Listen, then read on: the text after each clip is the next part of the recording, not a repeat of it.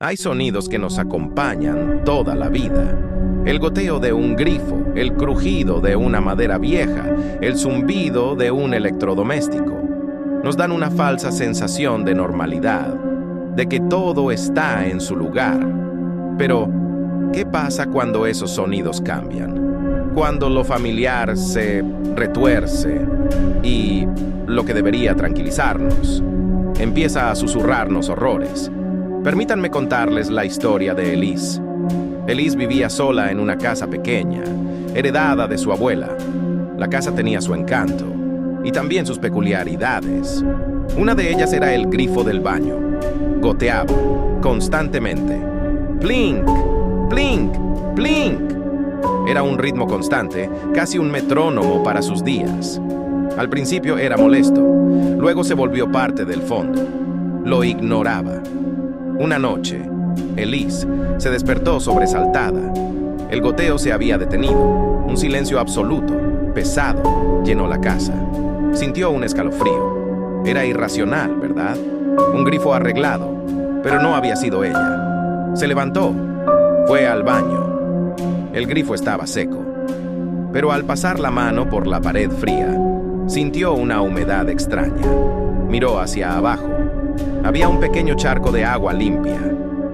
Debe de haber goteado antes de pararse, pensó. Pero justo entonces, el sonido volvió. Plink, plink, plink. No del grifo, sino del otro lado de la pared. Como si alguien o algo estuviera goteando en el dormitorio de al lado. Elise pasó el resto de la noche abrazada a sus rodillas, con los oídos pegados a la pared, escuchando cómo el sonido se hacía cada vez más rítmico, más cercano. El incidente del grifo fue solo el principio. La casa también tenía un crujido particular en el techo de la sala.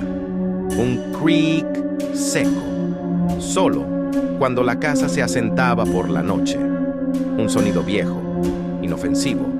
Hasta que una tarde, mientras leía, el creak no vino solo. Le siguió otro y otro.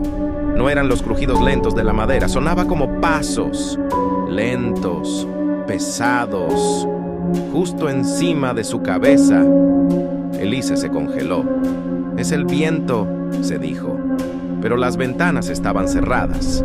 Encendió todas las luces, puso música fuerte, pero a través del volumen escuchó un último crujido. Este venía del pasillo. Una noche, Elise estaba segura de que escuchó su nombre.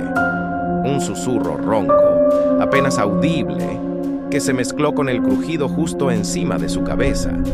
No era la voz de su abuela, era su propia voz, distorsionada, como si viniera de muy lejos o de muy adentro. Lo peor, sin embargo, fue el zumbido. En la cocina, el viejo refrigerador emitía un zumbido constante y bajo, reconfortante, hasta cierto punto. Hasta que Elise notó que el zumbido nunca se detenía, ni siquiera cuando desenchufaba el aparato. El zumbido seguía allí, ahora más bajo, más interno, como si el sonido viniera de dentro de su cabeza. Una mañana, Elise despertó con un dolor de cabeza punzante y el zumbido más fuerte que nunca.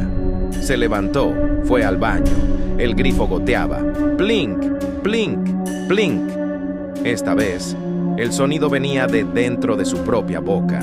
Se miró al espejo, el rostro pálido y ojeroso. Y justo cuando escuchó un creak del techo, el zumbido en su cabeza alcanzó un pico. Sus oídos sangraron. Cayó al suelo abrazándose la cabeza mientras el goteo de su boca se volvía incesante. Los crujidos parecían resonar en sus huesos. Y el zumbido no era de un electrodoméstico. Era el sonido que hacía su propio cerebro al intentar procesar algo que no estaba ahí. O, lo que es peor, algo que siempre había estado ahí, esperando. Algunos dicen que Elise enloqueció, que los sonidos eran solo ecos de su soledad, pero otros dicen que lo que la casa le reveló es una verdad más aterradora, que lo que consideramos familiar y seguro a menudo es solo un velo, y que A veces, los sonidos más inocentes son solo las primeras notas de una sinfonía de horror que ha estado esperando el momento perfecto para empezar a sonar dentro de nosotros. No confíes en el silencio. Confía menos en el ruido.